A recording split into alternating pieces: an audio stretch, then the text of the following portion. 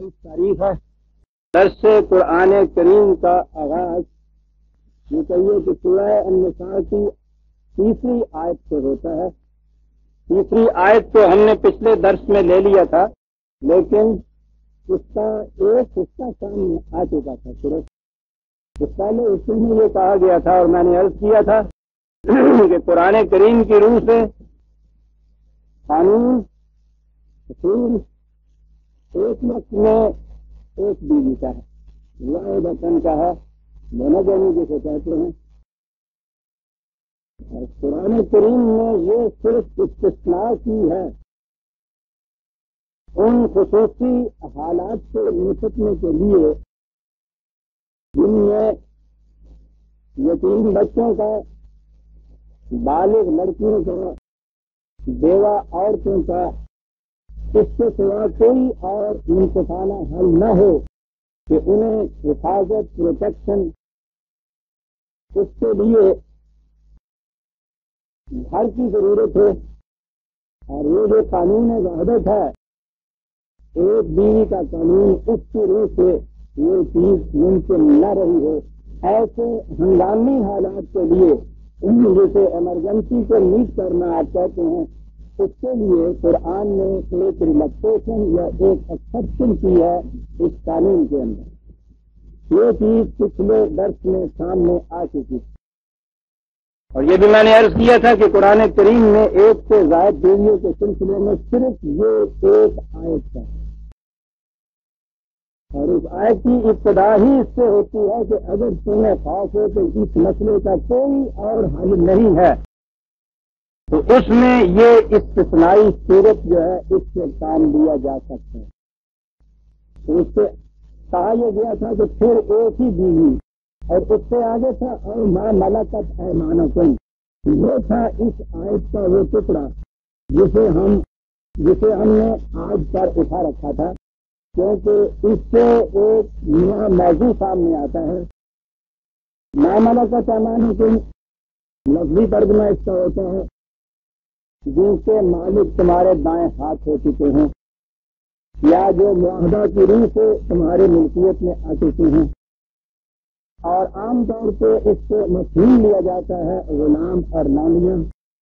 اور اس آیت میں کہا یہ جاتا ہے کہ قرآن نے یہ کہا ہے کہ تم ایک بیوی کرو اور اس کے بعد 4 تک بیویاں رکھ سکتے ہو، اور ان کے علاوہ لانڈیاں جن کی کوئی تعداد نہیں۔ پہلے میں نے عرض کیا ہے کہ وہ 4 تک کی بیویوں کا کیا قصہ ہے اور قرآن نے اس کے متعلق کیا کہا ہے، اور اب میں یہ عرض کروں گا کہ اس کے علاوہ جو کہا جاتا ہے کہ اس کی لانڈیاں رکھ سکتے ہو، یہ کیا چیز۔ قرآن کریم میں مختلف مقامات پر او ما ملکت ایمانکم آیا ہے۔ بعض آیات میں تو اس کے معنی ہیں وہ لوگ جو تمہاری ماتحتی میں کام کرنے والے ہوں، یہ بھی اس کے معنی ہوتے ہیں۔ بعض آیات میں یہ بیویوں کے لیے بھی الفاظ آئے ہیں معاہدے کی روح سے جو آپس میں میاں بیوی بن چکے ہوں۔ ان آیات سے ہمیں اس وقت تعلق نہیں ہے، وہ جب آئیں گی تو میں عرض کروں گا کہ یہاں ان کے یہ معنی ہیں۔ اور بعض آیات میں ان کے معنی واقعی غلام اور لونڈیوں کے ہیں، اور یہیں سے یہ چیز آپ کے ہاں آئی کہ اسلام میں غلامی کی اجازت ہے، اور غلامی میں غلام تو پھر یوں ہی برائے وزن بادشاہ کہا جاتا ہے، اصل زور لونڈیوں کے متعلق دیا جاتا ہے کہ لونڈیاں رکھنے کی اجازت ہے قرآن میں۔ لونڈیوں ان کی تعداد کوئی نہیں ہے، ان کے ساتھ نکاح کی بھی ضرورت نہیں ہے۔ معاف رکھیے گا، میرے لیے بڑی دقت ہو جاتی ہے کہ میری بیٹیاں اور بہنیں مجلس میں ساتھ ہوتی ہیں، رہنا گفتگو نہیں کی جا سکتی، اس واسطے ایمائیت اور کنایہ سے کام لینا پڑتا ہے کہ انہیں استعمال کے بعد منتقل کیا جا سکتا ہے، بیچا جا سکتا ہے، کسی اور کو دیا جا سکتا ہے،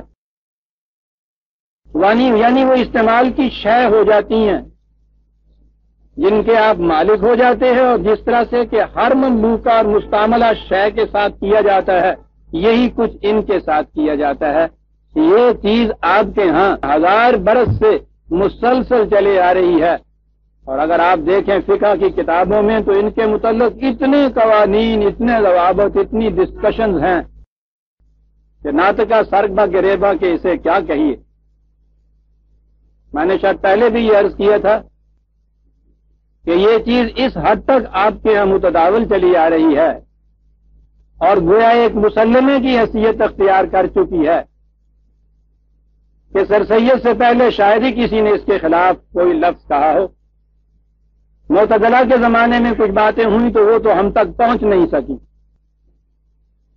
اس کی حیثیت کتنی زیادہ گہری اور اہم ہو گئی ہے اس کا اندازہ اس سے لگائیے کہ ابھی کل کی بات ہے، غالباً 1948 میں یونائٹڈ نیشنز نے، اقوام متحدہ کی اسمبلی نے جو ہیومن رائٹس، بنیادی حقوق انسانیت کا منشور یا چارٹر تیار کیا تھا، اس میں ایک شق یہ بھی تھی کہ غلامی کو منسوخ کیا جائے گا۔ انسان کا بنیادی حق آزادی ہے اور کسی شخص کو حق حاصل نہیں کہ کسی دوسرے کو اپنا غلام بنا لے، اور غلامی میں، سلیوری میں غلام اور لونڈیاں دونوں آتی تھی۔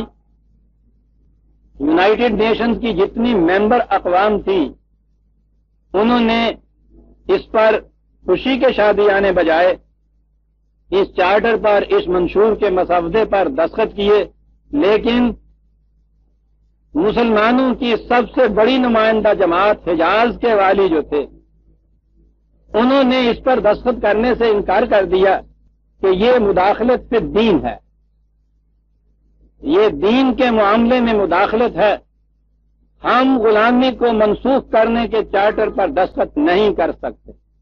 ساری دنیا میں یہ واحد مثال تھی ان اقوام میں جو یونائٹڈ نیشنز کی ممبر ہو چکی تھی کہ صرف انہوں نے انکار کیا تھا، اور انکار کیا تھا یہ کہہ کر کہ یہ ہمارے دین کے معاملے میں مداخلت ہے، ہم اس پر دستخط نہیں کر سکتے۔ اور پھر ان کے اس ایکشن کے اوپر آپ کے ہاں سے کہیں سے صدائے احتجاج بلند نہ ہوئی کہ آپ بڑی محفل میں یہ کیا بات کہہ رہے ہیں، اس لیے کہ آپ کے ہاں ہر جگہ جتنے بھی آپ کے ہاں کے قوانین شریعت جنہیں آپ کہتے ہیں ان میں تو یہ غلام اور لانڈیوں کا قصہ اتنی اس کی بھرمار ہے۔ کون کہتا؟ میں ابھی آپ سے عرض کروں گا کہ یہ آپ کے ہاں کے متاخرین کی بات نہیں ہے، انہیں کہا جاتا ہے کہ خیر صاحب وہ تو عہد جہالت تھا، اس میں لوگوں نے لکھ دیا ہوگا۔ آج تو یہ بات کوئی نہیں کہتا، آج بھی یہ بات سب کہتے ہیں آپ کے ہاں، حتیٰ کہ آپ کے ہاں کے جو بڑے ماڈرن مفسر آج کہلاتے ہیں وہ بھی بڑی شد و مد سے اس مسئلے پہ کہتے ہیں کہ لونڈیاں شریعت میں جائز ہیں، رکھی جائیں گی، اور کوئی اس شریعت کے ہمارے حق کو چھین نہیں سکتا۔ انا للہ و انا الیہ راجعون۔ قرآن میں یہ الفاظ ملتے ہیں۔ سوال یہ ہے کہ پھر بات کیا ہوئی؟ جب اسلام آیا ہے تو ساری دنیا میں غلامی کا رواج تھا، رواج ہی نہیں تھا، مرور زمانہ سے آہستہ آہستہ اس چیز نے گویا ایک مسلمہ کی حیثیت اختیار کر لی تھی کہ انسانی معاشرے کا انداز ہی یہ ہے کہ کچھ اس میں سے مالک ہوں، کچھ اس میں سے مملوک ہوں۔ حتیٰ کہ یونان کے حکماء، فلاسفرز، جن کا درجہ علم و حکمت میں بڑا ہی بلند ہے، آج تک ان کے ہاں کے مسلمات جو ہیں اسی طرح سے جاری اور رائج ہیں۔ ان کے ہاں کی بھی یہ کیفیت ہے کہ ارسطو کے ہاں 70 غلام تھے اور وہ غلامی کے حق میں 70 دلیلیں دیا کرتا تھا، اور ایک دلیل اس میں یہ تھی کہ ٹیڑھا پاؤں اگر آپ سیدھے جوتے میں جو سیدھا جوتا پہنا دیں ٹیڑھے پاؤں والوں کو تو ٹیڑھے پاؤں والے کو بڑی تکلیف ہوتی ہے، اس سے اس کے لیے ٹیڑھا جوتا ہونا چاہیے۔ جو غلام پیدا ہوتا ہے وہ ٹیڑھا پاؤں ہے، وہ خوشی غلامی کی حالت میں رہ سکتا ہے۔ آزادی کی زندگی اگر آپ اسے دے دیں گے تو اسے بڑی تکلیف ہوگی۔ دلائل آپ ملاحظہ فرمائیے۔ میں کہہ یہ رہا تھا کہ یہ چیز قریب قریب ساری دنیا میں رائج تھی، عربوں کے ہاں بھی تھی، عربوں کے معاشرے میں بڑی کثرت سے یہ غلام اور لونڈیاں موجود تھے. یہ غلام اور لونڈیاں ابتداً ان کے ہاں جنگ کے قیدیوں سے بنائی جاتی تھی. جنگ میں جو قیدی ہاتھ آ جاتے تھے ان کے معاشرے کا یہ معمول تھا، اور یہ باقی دنیا میں بھی مسلمہ تھا کہ انہیں قیدیوں کو، مردوں کو غلام بنا لیا جاتا تھا، عورتوں کو لونڈیاں بنا لیا جاتا تھا. اور پھر جب ایک دفعہ یہ غلام آ گئے اور لونڈیاں آ گئیں تو پھر تو یہ سمجھیے نا جاگ لگ جاتی سی اگے واسطے پھر یہ چلتا تھا سلسلہ. پھر ان کے ہاں خرید و فروخت ہوتی تھی. تو خرید و فروخت میں وہ جو قانوناً جائز یا سیدھا سیدھا طریق تھا وہ تو یہی تھا کہ جنگ کے قیدیوں میں پکڑی ہوئی عورتیں جو تھیں غلام بنائی جاتی تھیں. لیکن بلیک تو ہر جگہ ہوتی ہے، باقاعدہ ان کی پھر ٹریڈ ہوتی تھی، تجارت ہوتی تھی. عورتیں پکڑی جاتی تھیں. عام طور پہ افریقہ کے علاقوں میں سے یہ ہوتا تھا. وہاں سے یہ پکڑ کے لاتے تھے، پھر آ کے ان کو بیچتے تھے.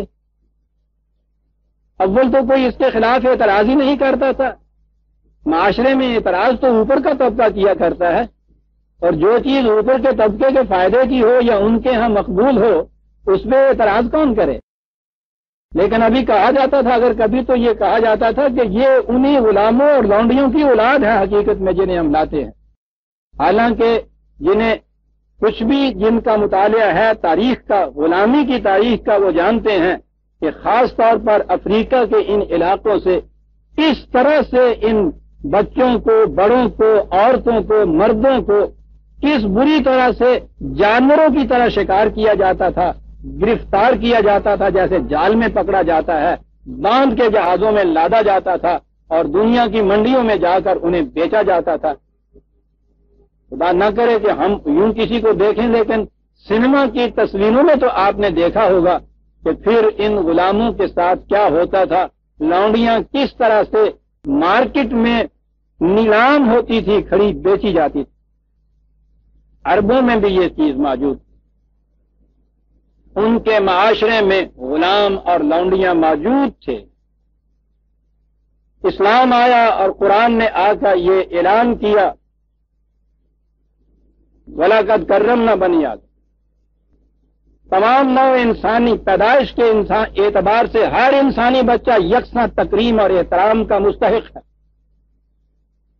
کسی انسان کو یہ حق حاصل نہیں ہے کہ کسی دوسرے انسان سے وہ یہ کہے کہ تم میرے غلام بن.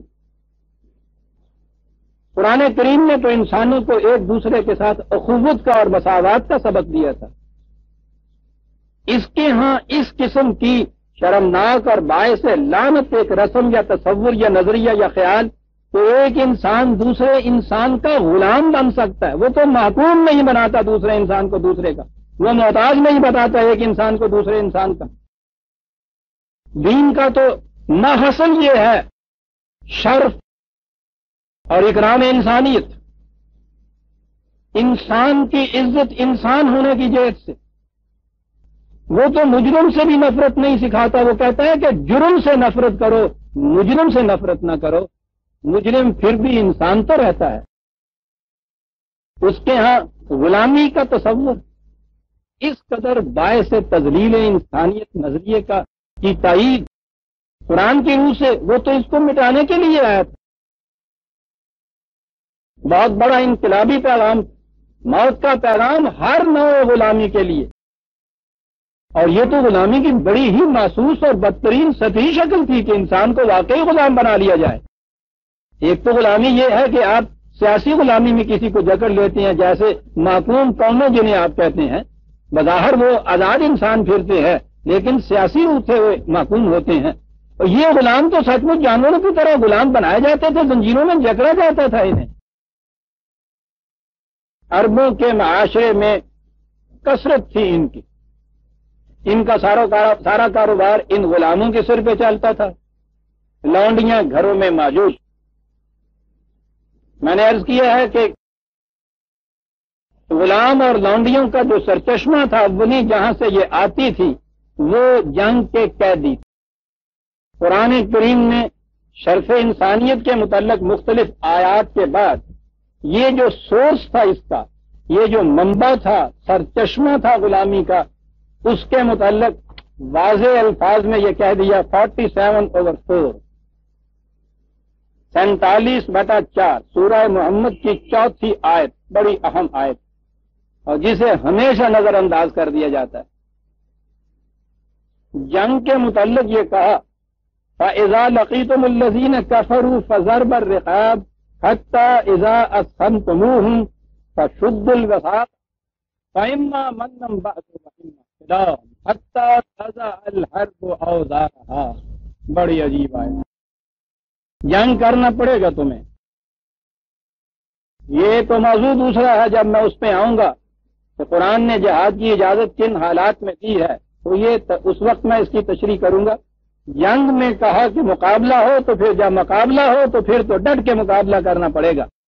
یہ کچھ کرنے کے بعد جب تم فریق خالف کی قوت کو توڑ دو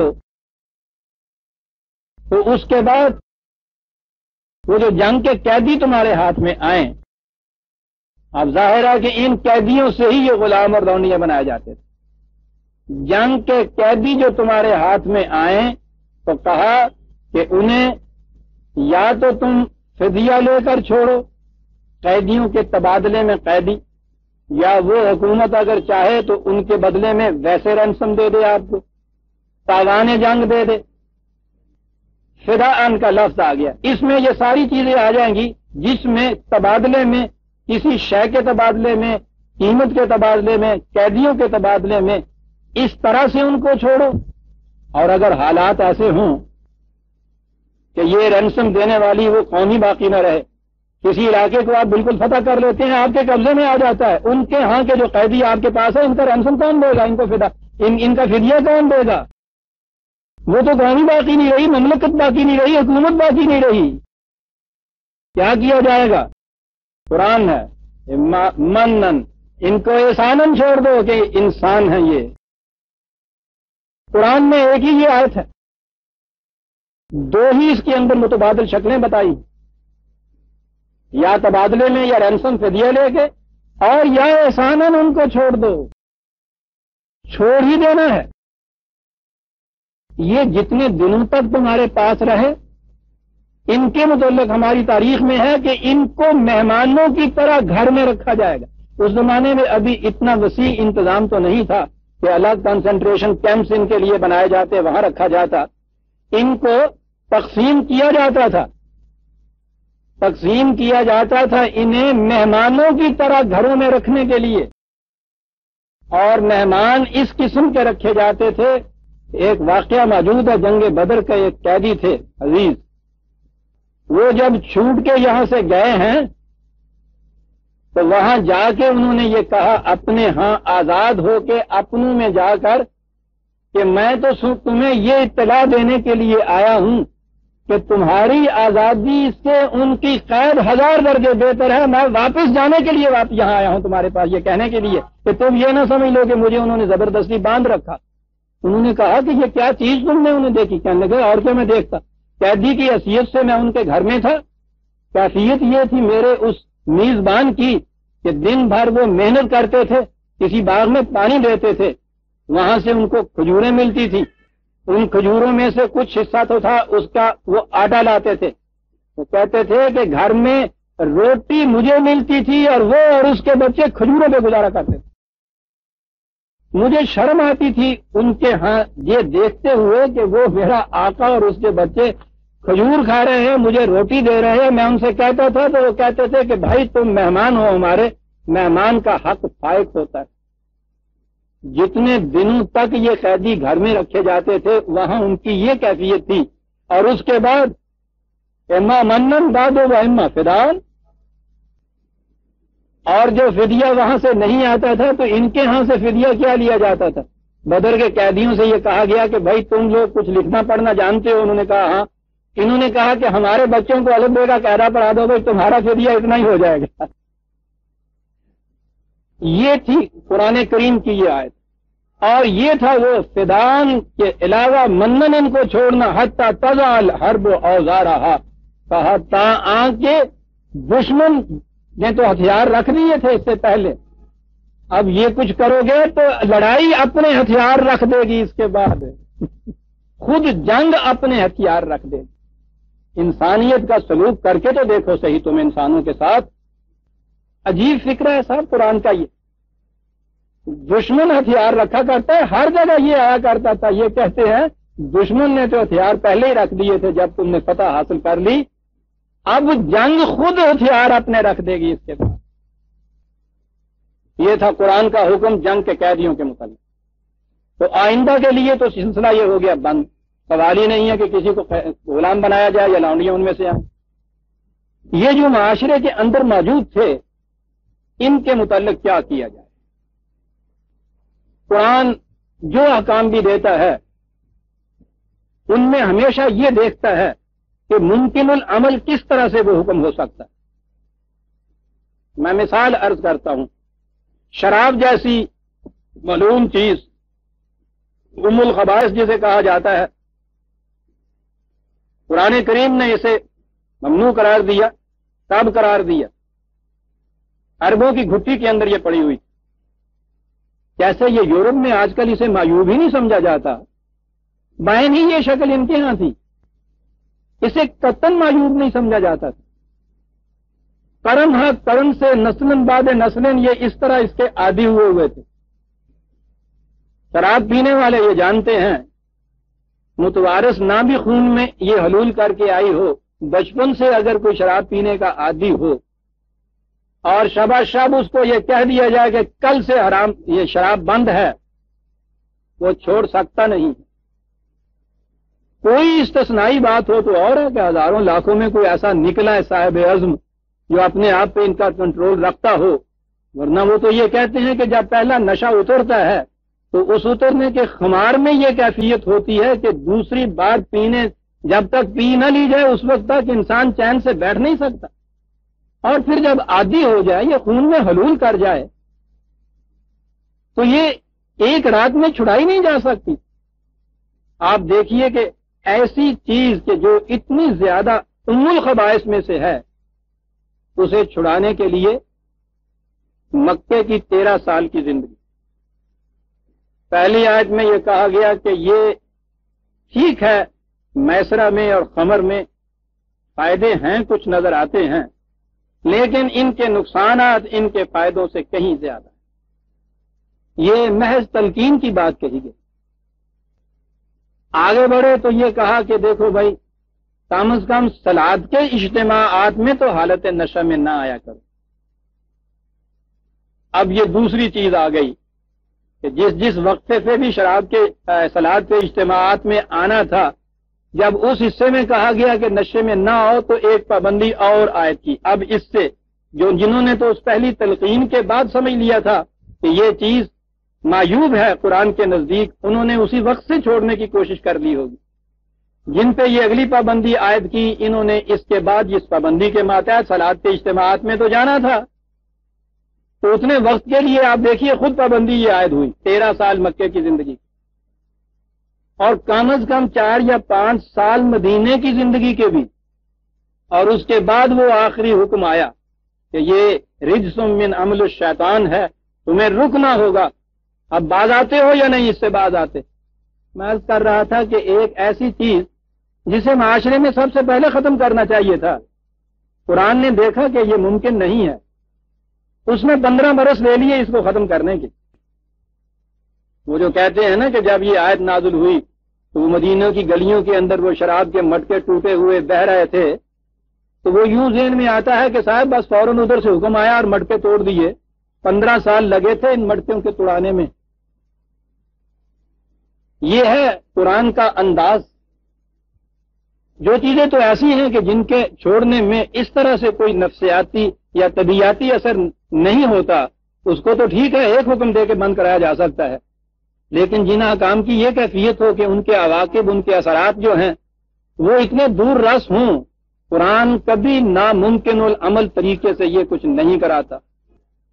وہ معاشرے کی موجودہ حالت کو لیتا ہے، یہاں سے بتدریج وہ اپنے نصب العین یا گول یا منزل کی طرف لے جاتا ہے۔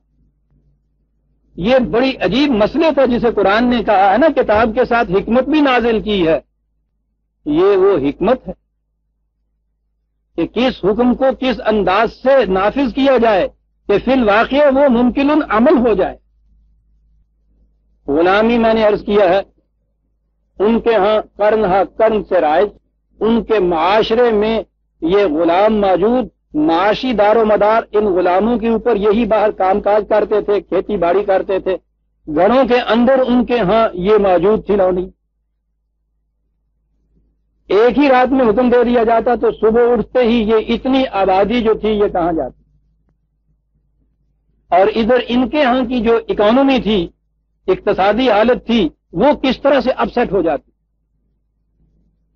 وہاں دوسرے مزدور تو تھے نہیں، مزدوری یہ تھے، یہ جو غلام جن کو ہم کہتے ہیں، ملازم ہی یہ تھے. گھروں کے اندر ان کی کیفیت یہ ہو چکی تھی کہ ان کے تعلقات زناشوئی جیسے موجود تھے. یہ اتنی لڑکیاں، عورتیں، یہ اتنے مرد، انہیں جو فوراً اس معاشرہ سے نکال دیا جاتا، نہ وہ گھروں میں رہتی نہ یہ باہر غلامی میں رہتے، معاشرہ اپسٹ ہو جاتا. قرآن نے کیا کیا؟ سب سے پہلے تو اس سورس کو، سرچشمے کو بند کیا جہاں سے یہ آتی تھی، وہ تو روک دیا آئندہ کے لیے. اب یہ جو قرآن میں احکام دیکھتے ہیں نا کہ وہ فلان چھینک آئی، اس نے قسم لی، توڑ دیا، غلام آزاد کرو، لونڈی آزاد کرو، فلاں کس کا صدقہ دینا ہے اس کے لیے ان کو آزادی کی شکل دو، گریجولی، آہستہ آہستہ.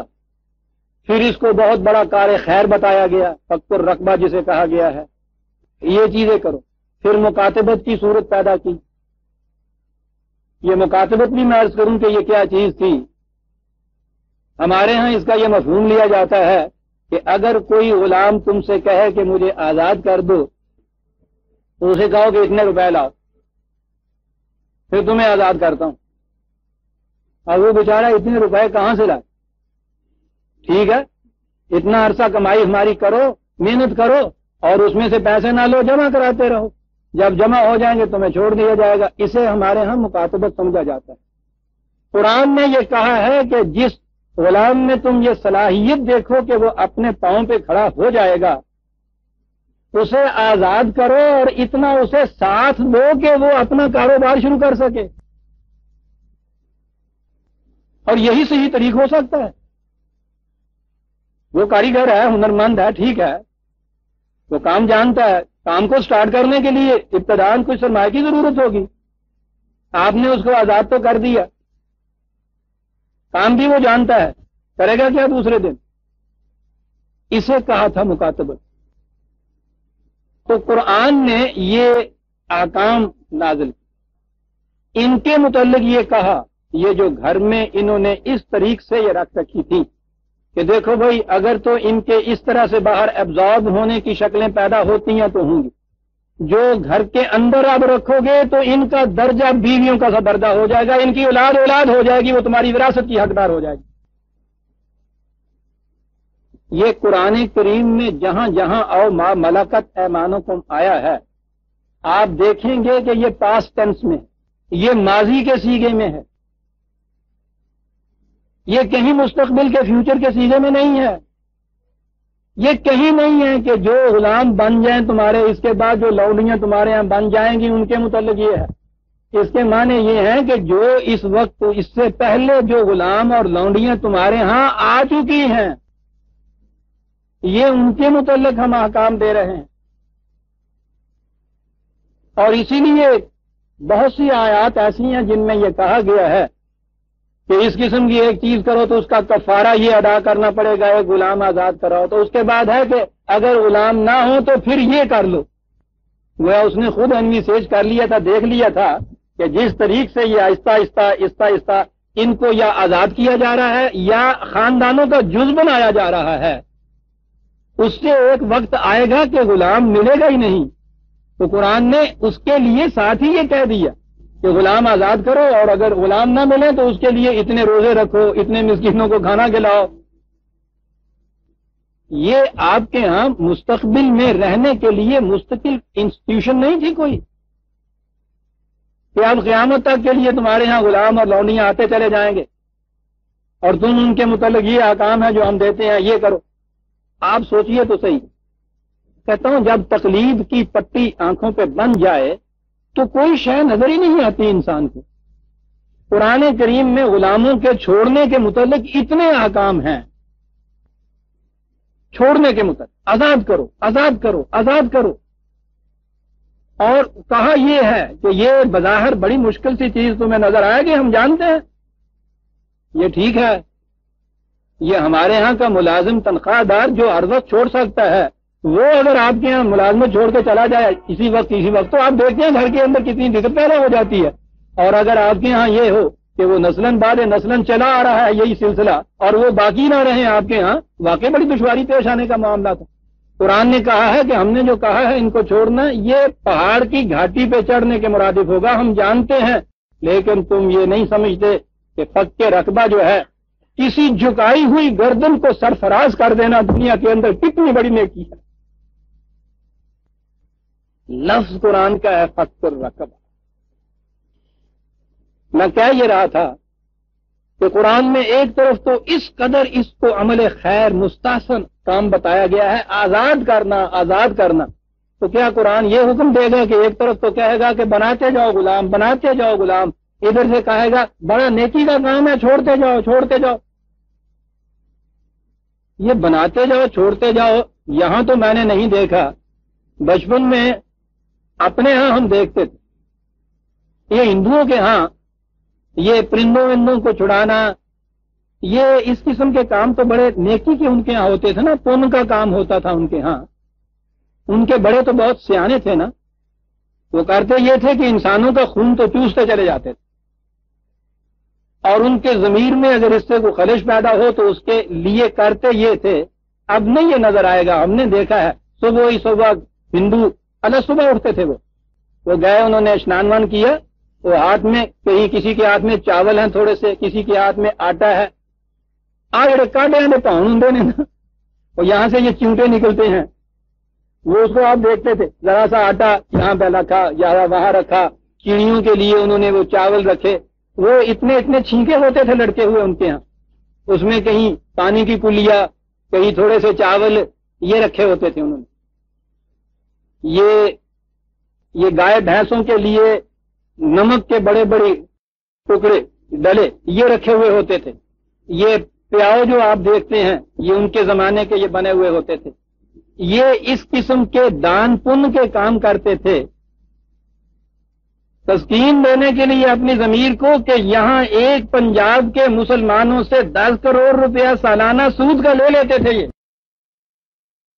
اور آپ کو معلوم ہے یہ جو آتا تھا سود کے لیے ایک اتنی سی انہوں نے ڈبیا بھی رکھی ہوتی تھی، یہ الگ اس سے وصول کرتے تھے، جاتے وقت کہتے تھے کہ اس دان پن واسطے بھی پا جائے رہے وہ اس میں ڈلوا لیتے تھے اور اس میں سے یہ چڑیاں دا چوگا تے کاڈیاں دا پاؤن تے گاواں واسطے لون دی نکر، یہ دان پن کے کام، یہ فریب نفس. آپ سوچئے تو صحیح کہ کیا قرآن یہ کرتا کہ ایک طرف تو یہ حکم دیتا کہ دھڑا دھڑ غلام اور لونڈیاں بناتے چلے جاؤ، اور پھر اس کے بعد یہ کہتا ہے کہ صاحب ان کا چھوڑنا جو ہے یہ بڑا نیکی کا کام ہے. بات میں نے اور شروع کی کہ ہندو ان چیزوں کو دان پن کا کام سمجھتے تھے. مسلمان ہمارے ہاں وہاں ہوتے تھے، وہاں انہوں نے چیور کہندے آگے،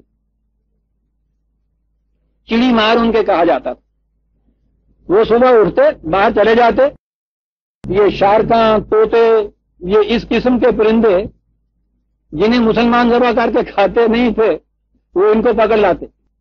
یہ بٹیر تیتر جو تھے یہ تو مسلمان خرید کے لے جاتے، وہ تو کھاتے انہیں. تو یہ تختہ مسجد جو تھا یہ طوطے شارکاں وہ پنجرے میں ان کو ڈال لیتے اور بازار میں چلے جاتے. تو ہم نے یہ دیکھا کوئی ہندو ایک ٹھہرنا بھائی بھائی کتنے، اس نے کہا جی وہ آنے دے 2، وہ ایک انی دیتا، اس میں سے یہ 2 وہ ہندو اپنے ہاتھ سے یوں چھو کے نا اس کو چھڑا دیتا، پھر آگے جاتے پھر ان کو چھڑا دیتا. روز یہ ان کو چھوڑتے، دوسری صبح جا کے یہ پھر پکڑ لاتے، پھر جا کے ان کے یہاں کے انی دوانی سے پھر چھوڑتے. یہ بڑا عجیب سلسلہ تھا. ان کا دان پن جو ہے وہ بھی ساتھ رہا، ان کا معاش کا سلسلہ بھی بنا ہوا رہا. یہ چیز ان کے ہاں تھی، ایک طرف پکڑتے چلے جائیے، دوسری طرف نیکی کا کام سمجھ کے چھڑاتے چلے جائیے. تو قرآن نے یہ حکم دیا تھا کہ ایک طرف تو جنگ میں ان قیدیوں کو پکڑ کے لے آیا کرو، پھر ان کا چھوڑنا بڑا نیکی کا کام، غلام کو چھڑانا بڑا نیکی کا کام، وہ سارا چڑا والا کام ہوتا سی مینا سزت خدا را، مذاق کرتے ہو یتیم کے ساتھ، نہیں سوچتے کہ کس خدا کے ساتھ مذاق، اللہ یستہزئ بہم فی طغیانہم یعمہون، خدا سے مذاق کرتے ہو، اس کا قانون مکافات عمل تم سے ایسا مذاق کرے گا کہ ان تاریکیوں کے اندر بھٹکے ہوئے پھرو گے، کبھی صحیح راستہ تمہارے سامنے نہیں آ سکے گا۔ 1000 برس سے یہ چیز ان کے ہاں آئی ہوئی، غلام اور لونڈیاں قیدی جو آئے تمہارے یہاں جنگ کے، ان کو غلاموں کے متعلق نہیں ہے زیادہ کچھ کام، لانڈیوں کے متعلق بناتے چلے جائیے۔ اور دوسری طرف پھر واز میں غلاموں کے چھڑانے کے متعلق جو احکام ہیں بڑے فخر سے بیان کریں گے کہ دیکھیے قرآن کریم نے، خدا نے کیسے احکام دیے ہیں، غلاموں کو چھڑاؤ، غلاموں کو چھڑاؤ۔ تو غلاموں کو بناؤ والی بات جو تھی وہ اپنی طرف ہے، خدا کا یہ حکم نہیں ہو سکتا۔ میں نے ابھی عرض کیا عزیزان من، غلامی کا ایک ہی سورس، ایک ہی سرچشمہ اور ایک ہی منبع تھا جہاں سے غلام بنائے جاتے تھے، وہ جنگ کے قیدی تھے۔ ان کے متعلق 2 ٹوک جسے کہتے ہیں، ایک آیت میں 2 لفظوں سے بات صاف واضح کر دی، تیسری متبادل شکل نہیں قرآن نے بتائی،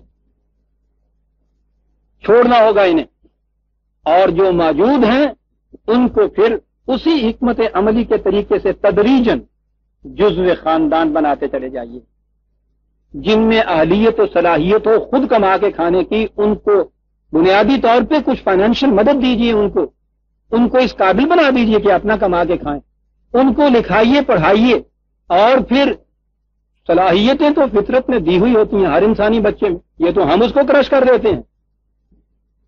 یہ ہم ہیں جو کسی کو غلام اور کسی کو جاہل اور کسی کو بیوقوف اور کسی عورت کو یہ کہہ کہ عورتوں کو یہ کہہ کہ یہ پسلی کی سے پیدا ہوئی ہوتی ہیں، معاشرہ بناتا ہے ایسا، خدا ایسا بنا کے نہیں بھیجتا۔ انہی غلاموں کو جب تعلیم و تربیت دی گئی، ان صلاحیتوں کو بیدار کرنا کیا، تو آپ کو معلوم ہے کہ غلاموں نے بادشاہتیں بھی کی ہیں۔ یہ تو فخر سے بیان کریں گے آپ کے، اسلام کی تعلیم یہ ہے کہ یہاں غلاموں نے بادشاہتیں بھی قائم کی، لیکن یہ چیز کہ دوسری طرف اسلام کی تعلیم یہ ہے کہ غلام بناتے چلے جاؤ، بناتے چلے جاؤ۔ میں نے عرض کیا ہے کہ یہ بات کوئی پرانے زمانے کی قصے کہانیاں نہیں، وہ تو جو اقبال نے کہا ہے، بیچارے نے جل کر کے بیچاروں کے اعصاب پہ عورت ہے سوار، پوچھیے نہیں کہ اس نے کہاں تک ہمیں پہنچا دی ہے۔ ہمارے زمانے کی لیٹسٹ تفسیر آپ کو معلوم ہے عزیزان من، میں تو نہ فرقہ بندیوں میں جایا کرتا ہوں، نہ میں ذاتیات یا شخصیات میں الجھا کرتا ہوں، لیکن جب کوئی ایک چیز مثال دینی پڑتی ہے تو وہاں تو کوئی نہ کوئی شخصیت بھی آ جائے گی، کوئی نہ کوئی فرقہ بھی آ جائے گا، یہاں میں مجبور ہوتا ہوں۔ میں نے عرض کیا ہے کہ یہ پرانے زمانے کے آپ کے ہاں کی قصے کہانیاں نہیں ہیں، آپ کے اس زمانے میں وہ لوگ جو مدعی ہیں اس چیز کے کہ ہم اسلاف کی روش کے اوپر آنکھیں بند کر کے نہیں چلتے، ہم خود اپنی فکر اور غور اور بصیرت سے معاملات کو طے کرتے اور شریعت کے احکام پیش کرتے ہیں، اس باب میں وہ بھی کیا احکام پیش کرتے ہیں۔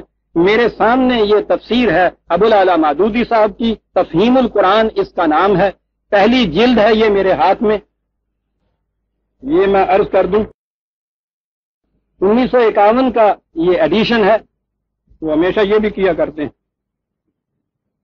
سورہ نساء کی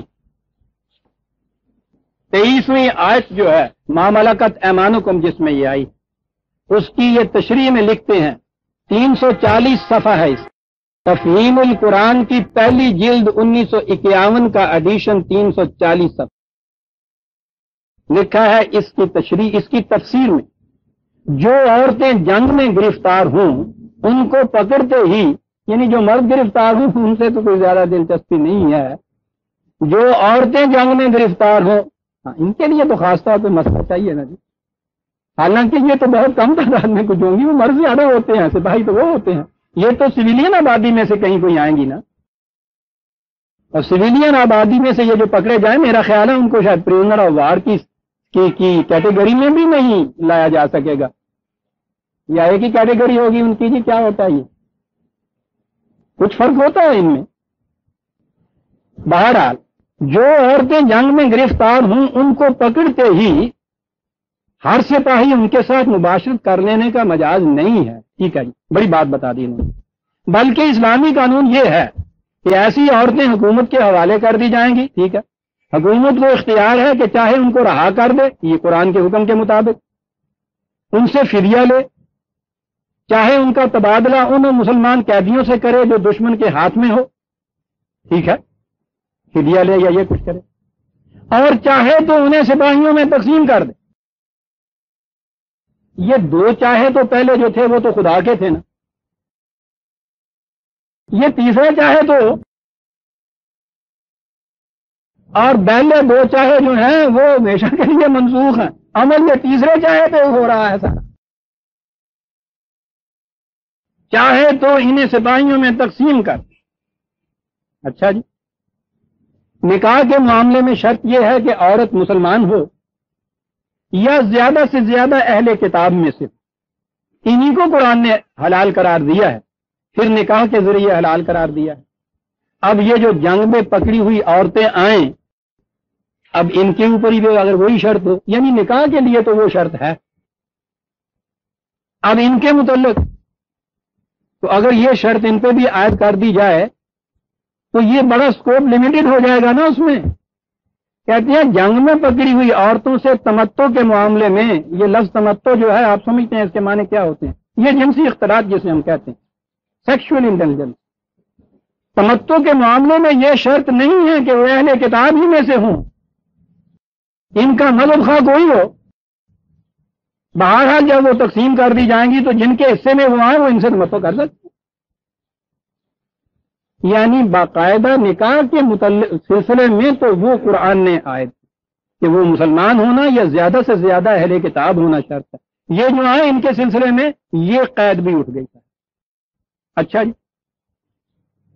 نکاح والی عورتوں کے سلسلے میں تو اسی شرط کے ساتھ صحیح زیادہ سے زیادہ 4 تک کی حد تو مانتے ہیں نا یہ بھی, لیکن جس طرح اس کے متعلق لکھتے ہیں کہ جس طرح شریعت نے بیویوں کی تعداد پر 4 کی پابندی لگائی ہے اس طرح لونڈیوں کی تعداد پر نہیں لگائی.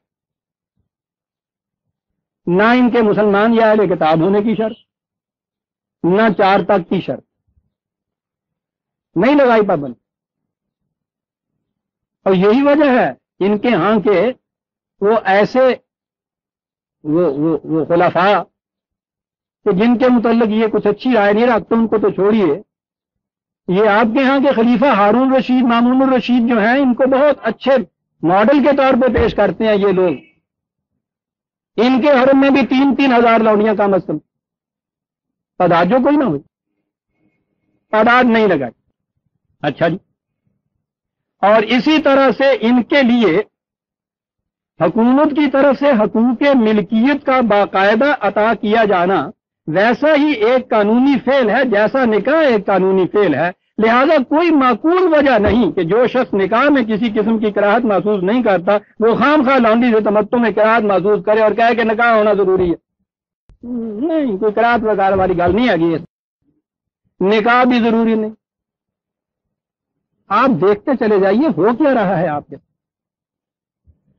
بہت اچھا جی, ملکیت میں آ گئی تو چلیے یہی صحیح کہ ملکیت میں رہے گی. وہ کہتا نہیں, ملکیت کے تمام دوسرے حقوق کی طرح وہ مالکانہ حقوق بھی جو لونڈیوں پہ حاصل ہیں قابل انتقال ہیں, منتقل کیے جا سکتے ہیں یہ مالکانہ حقوق.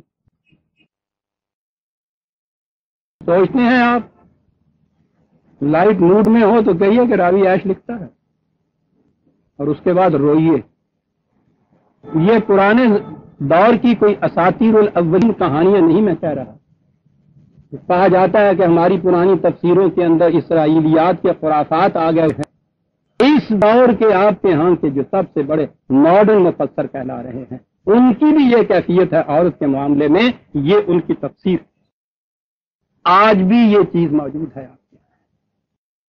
اور جب میں نے یہ چیز سن 65 کے جنگ کے سلسلے میں یہ لکھی کہ حضرت اگر یہ جو اسلام کا قانون ہے آپ کے ہاں یہ کافر بھی کہیں اس اسلام کے قانون پہ عمل کرنے لگ گئے اور آپ کی جو بیٹیاں اور بہنیں ان کے قبضے میں آ گئی ہیں، ان کے ساتھ انہوں نے یہ شروع کیا، کیا کہو گے اس کے بعد؟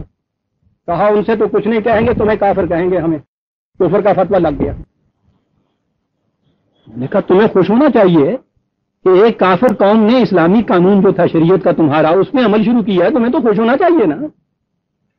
کیا خیال ہے جناب کا؟ 100 صفحے کی بحث کر دی اس کے اوپر۔ بات یہ تھی کہ جب شریعت کا فیصلہ ہے تو اس کے اندر تم کون دخل دیتے؟ عزیزان من، یہ ہے او ما ملکت ایمانکم۔ سارے قرآن میں ماضی کے سیغے، پاسٹ ٹینس کے اندر یہ جو اس طرح سے ہو چکی ہے، آ چکی ہے، ان کے متعلق یہ سارے احکام آزاد کرتے چلے جاؤ، جزو خاندان بناتے چلے جاؤ، تدریجاً یہ کچھ کرتے چلے جاؤ، حتی مطلع الفجر، تاکہ پوری انسانیت غلامی کی لعنت سے آزاد ہو جائے۔ قرآن تو دوسری متوں کے اندر اگر کہیں غلامی کی صورت ہو تو ان کے لیے جہاد فرض قرار دیتا ہے، فک رقبہ کے لیے۔ اس نے فک رقبہ صرف مومنین کے لیے نہیں کہا تھا کہ مسلمان اگر کہیں غلام بنائے گئے ہوں تو ان کے لیے ضروری ہے، اس نے انسان کی گردن کے لیے یہ کہا تھا کہ کسی جگہ کسی انسان کی گردن بھی اگر غلامی کے جوئے کے اندر گرفتار ہے، تم مسلمان ہو، شرف انسانیت کے دعوے دار ہو، تو ان کو فرض قرار دیا جاتا ہے کہ اس کی غلامی کی زنجیریں جا کے کاٹو، خواہ اس کے لیے تمہیں اپنا سر کیوں نہ دینا پڑے۔ اس قرآن کے حامل آج بھی ہمیں یہ تلقین ہے، جبکہ امریکہ کے اندر کسی زمانے میں جو وار ہوئی ہے غلامی کو چھڑانے کے لیے، یورپ کے اندر جو چیزیں ہوئی ہیں، پوچھو نہیں ان لوگوں نے کس قدر مسلسل جہاد کیے۔ اور میں نے عرض کیا ہے کہ بالآخر چارٹر جو ہے UN کا، مشرکین اور کفار کی جو مجلس ہے، بیشتر وہ ہے ان کے اندر، انہوں نے یہ بنیادی حق انسانیت رکھا کہ غلامی منسوخ کی جائے۔ آپ کے ہاں آج بھی یہ چیز کہی جا رہی ہے کہ ٹھیک ہے صاحب، یہ تو کفر کے نظام میں ہوگا، ہمارا نظام جب آئے گا، اقتدار ان کے ہاتھ میں آئے گا، یہ جو اب اتنے زور سے آپ کے ہاں یہ سارے کچھ اقتدار ہاتھ میں لینے کی کوشش کر رہے ہیں، تو اس کے بعد آپ دیکھیں گے نا کہ پھر کیا نقشہ ہوگا۔ یہ نقشہ ہوگا آپ کے ہاں عورت او ما ملکت ایمانکم۔ قرآن نے کہا کہ یہ یا اس سے پیشتر یہ جو کچھ ہو گیا ہے اس کے متعلق اب آگے آپ دیکھیں گے قرآن میں قدم قدم کے اوپر یہ چیز آئے گی کہ ان کو کسی طرح سے آزاد کیا جائے، یا آزادی کی پوزیشن دے، سٹیٹس دے دیا جائے آزادی کا۔ دیا صاحب آزادی کا سٹیٹس، اور اس انداز سے دیا کہ اب غلام جو تھا وہ جو حضرت خدیجہ نے دیا تھا کام کرنے کے لیے، حضرت زید پہلے اسے آزاد کیا، بہت بڑی چیز تھی، آزاد کیا۔ آزاد کرنے کے بعد کیفیت کیا تھی؟ حضرت زید کے باپ کو اطلاع ملی کہ بیٹا آزاد کر دیا گیا ہے، بڑی خوشی سے آیا ہوگا۔ بیگار کیمپ میں سے اگر کوئی بچہ پولیس کی تعویل میں آ جائے اور اشتہار ہو جائے کہ وہ ہم نے اس کو اپنی حفاظت میں لے لیا ہے، ان کے پنجہ ستم سے چھڑا لیا ہے، ماں باپ کس خوشی سے نہیں بھاگے جائیں گے، اور بچہ کس طرح لپک کے وہاں نہیں جائے گا۔ باپ آیا، یہ بیٹا ملا ان سے، ملنے کے بعد اس بیٹے نے یہ کہا، اور باپ نے کہا کہ چلو بیٹا گھر چلے۔ بیٹے نے آنکھوں میں آنسو لا کے کہا کہ ابا جان، اس گھر سے بہتر دنیا میں کوئی گھر نہیں ہو سکتا، میں نہیں جانا چاہتا۔ باپ چلا گیا، زید بن باپ کے رہ گیا۔ محمد نے کہا کہ زید اس کے بعد محمد تمہارا باپ ہوگا، تم اس کے بیٹے ہو گئے، مطلب بننا بیٹے ہو۔ یہ مقام اللہ اکبر لوٹنے کی جائے ہے، محمد کا بیٹا، عملی مثالیں قائم کرنی تھی۔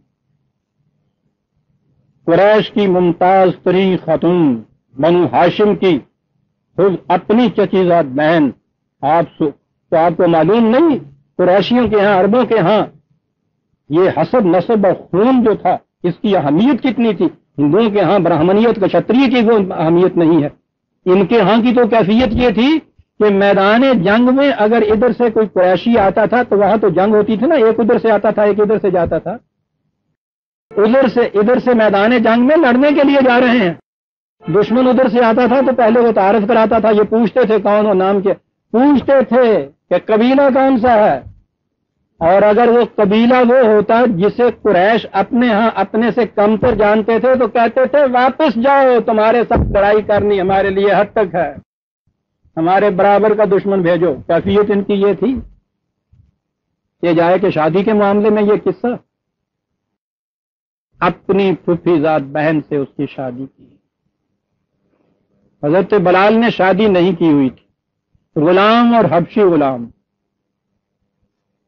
یہ جو قریش کے بلند ترین نسل والے یہ مسلمان تھے، یہ رسول اللہ صلی اللہ علیہ وسلم کے پاس سفارشیں لاتے تھے کہ بلال سے کہو کہ ہماری بہن یا بیٹی قبول کر لے۔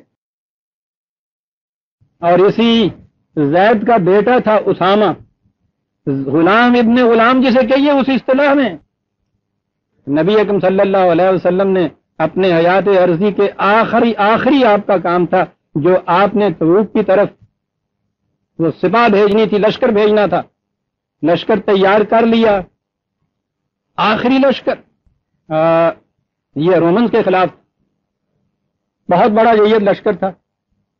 لشکر کی سپہ سالاری یعنی کمانڈر ان چیف اس لشکر کا یا جی او سی بنانا جسے آپ کہتے، یہ بہت بڑا شرف ہوا کرتا تھا۔ مومنین مجاہدین کے لشکر کا سپہ سالار، اس کے ہاتھ میں حضور جھنڈا دیا کرتے تھے۔ یہ تقریباً آخری لشکر اور بہت بڑا لشکر تھا، بڑی شہرت تھی اس کی، بڑے بڑے اعظم صحابہ کے دل میں یہ آرزو موزن تھی کہ یہ جھنڈا آج ہمیں ملے گا۔ نبی اکرم صلی اللہ علیہ وسلم تشریف لے گئے، صفیں تیار تھی، جھنڈا ہاتھ میں تھا، ان سب کو انتظار تھا، نگاہیں اس پہ لگی ہوئی تھیں یا کان لگے ہوئے تھے کہ آواز کس کو پڑتی ہے۔ حضور نے کہا کہ اسامہ ابن زید کہاں ہیں؟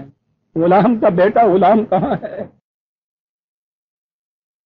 وہ باہر آیا، عمر کے اعتبار سے بھی نوجوان تھا، ابو بکر اور عمر اور عثمان و غنی بھی تو اس کے اندر موجود تھے ان صفوں میں، عبد الرحمن ابن زید اور طلحہ زبیر بھی ان کے اندر موجود تھے، خالد بن ولید بھی ان کے اندر موجود تھا۔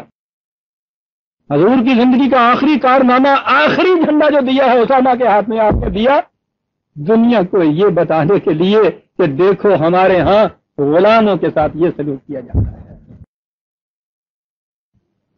او ما ملکت ایمانکم، جو ہیں موجود ان کے ساتھ یہ سلوک کرو، یوں ابزاد کرو، تا قسم گوید بعد عظیم من دیگرم تو دیگری۔ یہ ہے عزیزان من آپ کے ہاں غلام اور لونڈیوں کے متعلق قرآن کے احکام، یہ ہے آپ کے ہاں اس مروجہ شریعت کے فیصلے جو میں نے ابھی عرض کیے۔ قرآن نے کہا یہ عفایت پہ آ جائیے پھر کہ قانون ازدواج کا وحدت ہے، مونوگیمی، ایک بیوی۔ معاشرہ کے ہنگامی حالات میں کسی اور طرح سے یہ مسئلہ الجھا ہوا نہ سلجھ سکتا ہو تو یہ مملکت یا معاشرے کو یہ کہا گیا ہے کہ تم اس کا فیصلہ کر سکتے ہو کہ اس میں ریلیکسیشن دی جا سکتی ہے، اور وہ شرطیں دو ہیں کہ یہ حالات پیدا ہو جائیں اور جہاں وہ جائیں اس گھر کے اندر عدل کی کیفیت باقی رہے، اگر یہ نہیں ہے تو پھر فواحدۃ، پھر وہ ایک ہی بیوی، اور اس کے ساتھ یہ کہ ہاں یہ امتیاز کر دیا جائے جو اس سے پیشتر غلامی کے زمانے میں یہ غلامیوں کی کیفیت تھی وہ ان سے الگ چیز رہی۔ بیویوں کے متعلق ہم یہ کہتے ہیں ان کے متعلق تو احکام دیے جا رہے تھے کہ ابزارب ان کو کس طرح سے کرنا ہے، کیا صورتیں ہونی ہے۔ سوال پیدا ہوگا کہ قرآن نے پھر اصطلاحیں یہ دو باقی کیوں رکھی، بڑی ضرورت تھی۔ ایک تو یہی کہ اگر یہ تعداد کے بھی اعتبار کے دیکھا جائے تو پھر وہ تعداد یوں بڑھتی تھی، یوں الگ کر کے یہ صرف اس غرض کے لیے تھا۔ یہ ایک بات اور بھی تھی، اور اس سے آپ دیکھیں گے قرآن کی نگاہ قانون کی نسبت میں، تعزیرات کے سلسلے میں، سزا دینے کے معاملے میں کہاں تک نگاہ پہنچتی تھی قرآن کی۔ اپنے گھروں کے اوپر دیکھ لیجیے، حالانکہ زمانہ بہت آگے بڑھ گیا ہے، گھروں کے اندر کام کاج کرنے والے لڑکے یا وہ لڑکیاں جس انداز کی ان کی تربیت وغیرہ ہوتی ہے اس کو سامنے رکھیے، اور یہ جو گھروں کی ہمارے اپنا بیٹیاں ہوتی ہیں ان کی تعلیم و تربیت جس انداز سے ہوتی ہے، آپ دیکھیے آج بھی ان میں کتنا فرق ہے کہ جائے کہ ایک لڑکی غلامی کی حیثیت میں کہیں سے پکڑی ہوئی لائی جائے، بازار سے خریدی ہوئی ہو، گھر میں غلام کی حیثیت سے رکھا ہوا ہو، تو آپ جانتے ہیں کہ اس کی ذہنی سطح کیا ہوگی، اس کی تربیت کیا ہوگی، اخلاقیات کے اندر پہچاننے میں تمیز کا معیار اس کا کیا ہوگا۔ آپ دیکھیں یہ کیا چیز ہے، آپ غور کیجئے۔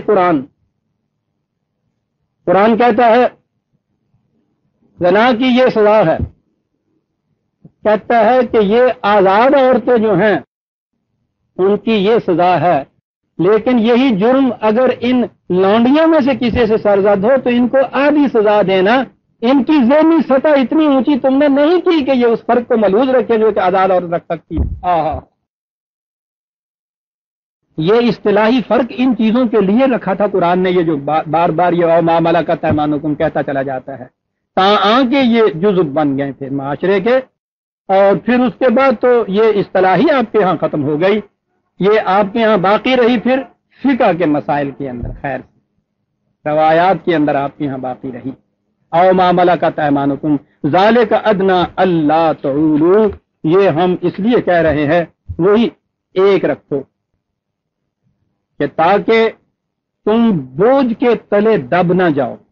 ایک اس کے تعولو کے یہ معنی ہے، ایک معنی ہے تاکہ تم ناانصافی نہ کرنے لگ جاؤ۔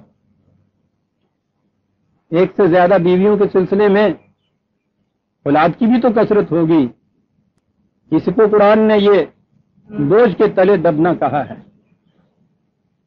کثرت اولاد کے لیے یہ چیز وہاں کہی گئی ہے، اور آج اگر اس کثرت اولاد کو روکنے کے لیے نہایت عمدہ طریقے تجویز کیے جاتے ہیں جس سے یہ خاندانی منصوبہ بندی آپ کہتے ہیں، سب سے پہلی مخالفت علماء کرام کی طرف،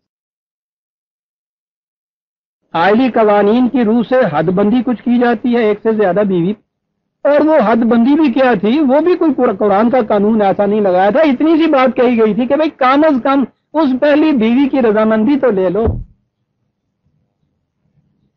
اس پہ طوفان مچ گیا، مداخلت فی الدین ہے صاحب، تختہ الٹ کے رکھ دیں گے اس کا جس نے یہ قانون نافذ کیے۔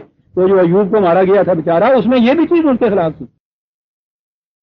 پھر کیا ہوا، فیملی پلاننگ شروع کر دی۔ یہ موضوع الگ ہے عزیزان ایمان، میں جب اس پہ آؤں گا تو آپ سے عرض کروں گا قرآن کیا چاہتا ہے اس باب میں۔ یہاں تو ضمن میں نے کہا ذالک ادنی اللہ تعولوا جو ہے، اس میں یہ ہے کہ یہ ہم اس لیے بھی کہتے ہیں کہ بہت زیادہ عیالداری کے بوجھ کے نیچے دب نہ جاؤ کہیں تمہیں، اگر یہ بھی خطرہ ہو تمہیں تو پھر بھی ایک سے زیادہ نہیں، اس لیے قانون قرآن نے یہ دے دیا۔ یہ سورہ النساء کی 4 آیت ہمارے سامنے آ گئی ہے۔ یہ النساء میں عام طور پہ جو احکام ہیں یہ ازواجی زندگی یا گھر کی زندگی کے متعلق زیادہ ہے، آگے چل کے تو پھر یہ عام احکام بھی اس میں آ جائیں گے، لیکن شروع میں عام طور پہ اس میں ازدواجی زندگی کے متعلق یہ احکام آتے ہیں۔ 15 منٹ ہے میرے سامنے۔ نکاح کے معاملے میں قرآن کریم مرد اور عورت یکساں حقوق دیتا ہے، یکساں ذمہ داریاں سپرد کرتا ہے، لیکن نکاح کے معاملے میں نے کہا کہ دونوں کو یکساں حقوق دیتا ہے، دونوں کو ایک وزن دیتا ہے،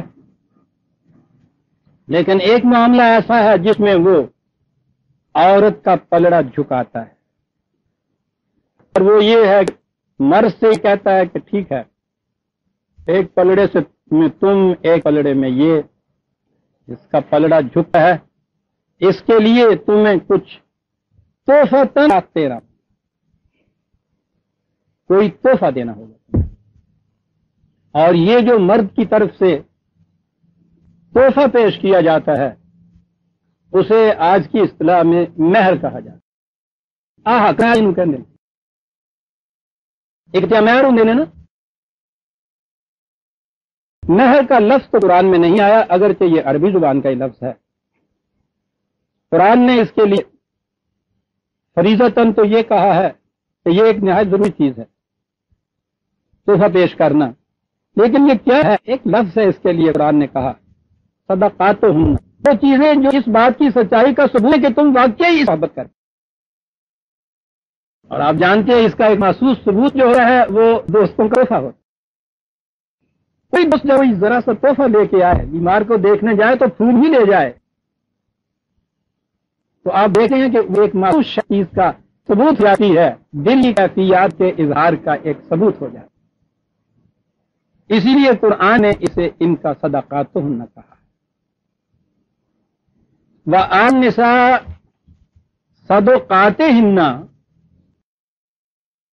ذہن میں یہ چیز تھی کہ یہ کیا وہی خریداری والی بات تو نہیں ہے کہ یہ دے کر تو کچھ خرید لیا جائے گا اس کو؟ صدقاتہن تو ایک طرف رہا، آگے لفظ ہے نہلتن، وجد آ جاتا ہے عزیزان مان، جب لفظ کان غور کرتا ہے تو مان جائیں اس لفظوں کے انتخاب کرنے والے خدا پہ کیا بات کہی۔ شہد کی مکھی، جب میں آؤں گا سورہ نحل پہ وہاں میں عرض کروں گا کہ قرآن نے کیا بتایا ہے، اس نظام میں جو اس مکھیوں نے اپنے ہاں رکھا ہوا ہے، انسانیت کی بہت سی بیماریوں کا علاج اس کے اندر موجود ملے گا۔ ایک ہی چیز اس میں یہ ہے کہ ایک مکھی ہزاروں میل کا سفر کرتی ہے۔ عام اندازہ یہ ہے کہ غالباً ایک چمچی شہد کی جو آخر میں بنتی ہے اس کے لیے 37,000 میل کا سفر کرنا پڑتا ہے ایک مکھی کو۔ بہرحال وہ سفر کرتی ہے، مختلف جگہ جا کے خوبصورت ترین پھولوں کا عمدہ ترین رس، وہ ہوتا کتنا ہے، وہ لیتی ہے اپنے منہ میں یا پتہ نہیں کہاں، وہاں سے وہ اڑتی ہے، امین اتنی ہے کہ راستے میں خواہ اس کی جان چلی جائے اس میں سے ذرا بھی خیانت نہیں کرتی۔ جو قرآن نے کہا تھا نا کہ ارض و سما میں سے کسی نے بھی خیانت نہیں کی تھی ہماری امانت میں، وہ آیت آئے گی تو میں عرض کروں گا، بڑی بلند آیت ہے، یہ قطعاً راستے میں اس میں خیانت نہیں کرتی، آتی ہے تو اس میں اس طرح نہایت ایمانداری سے اس اپنے حصے کو رکھ دیتی ہے اور رکھ کے الگ ہو کے بیٹھ جاتی ہے۔ بانٹنے والے اور ہوتے ہیں اس میں، وہ اس میں سے جو بہترین شہد ہوتا ہے انہیں تو وہ بانٹنے والی کوئین یا اس کا نظام جو ہے وہ پہلے بچوں کو دیتے ہیں، پھر جو اور زیادہ کام کاج کرنے والے ان کو دیتے ہیں۔ یہ جو شہد اکٹھا کر کے لانے والی ہیں انہیں موم ملتی ہے اس میں سے،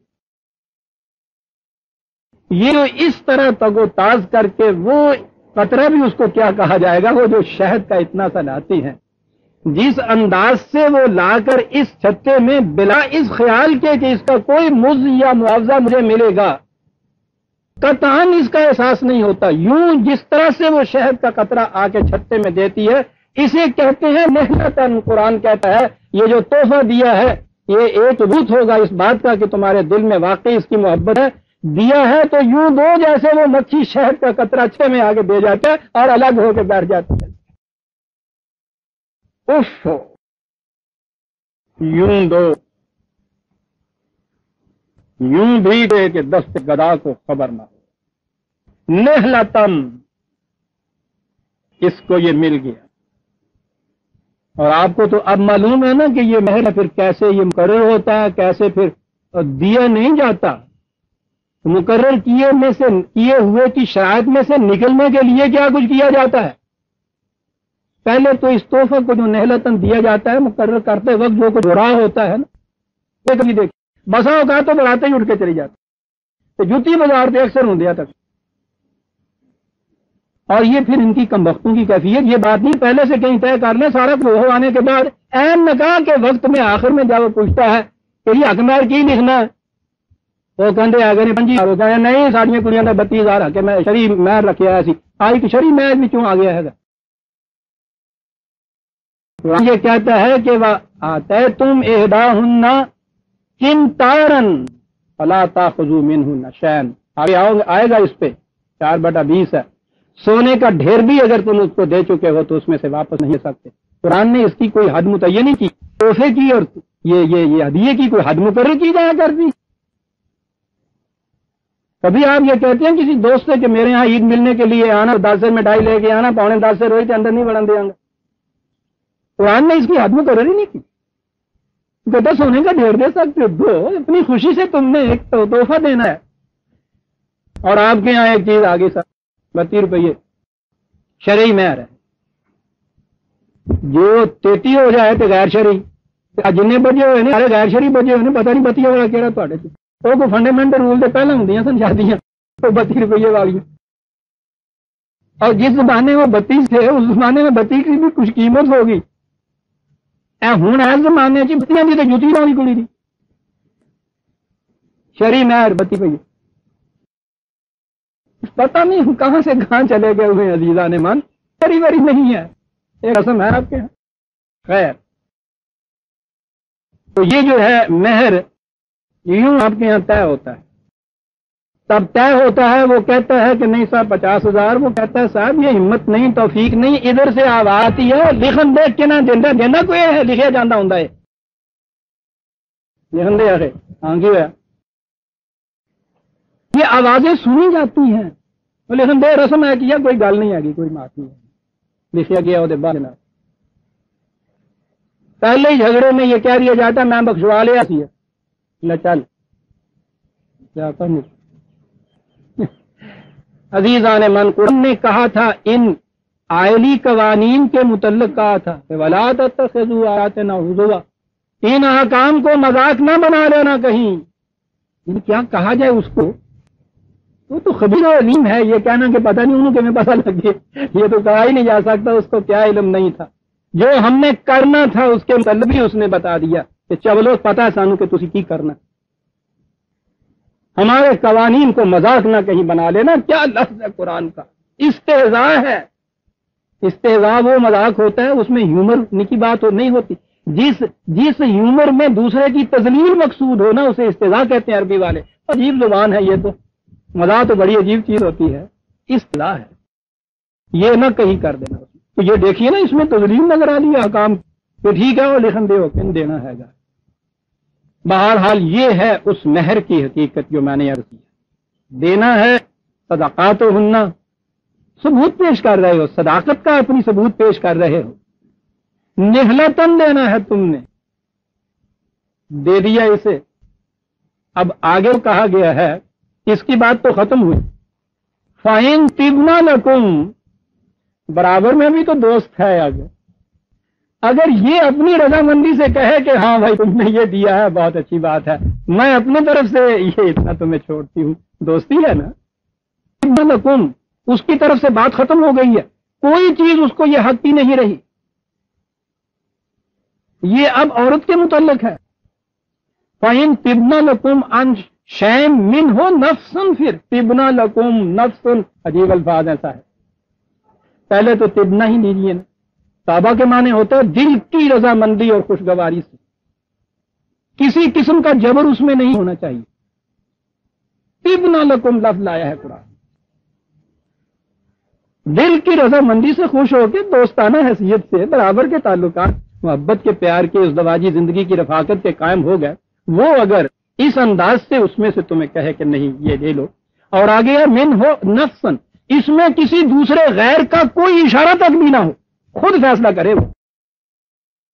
ابنا اور نفسن فکلو ہنیم مریا، تو ٹھیک ہے پھر تم نہایت خوشگواری سے ایک دوست کی طرف سے ریٹرن آئی ہے. ٹھیک ہے، تم نے عید کے دن ان کے ہاں دودھ ملیدہ بھیجا تھا، شیر خورما بھیجا تھا، وہاں سردہ آیا ہے. ٹھیک ہے، وہ بھی خوشی سے کھائیں گے، تم بھی دوست کے ہاں کے تحفے کی چیز ہے خوشی سے کھاؤ. ہنیم مریا کہا ہے، نہایت خوشگواری سے یہ جو چیز.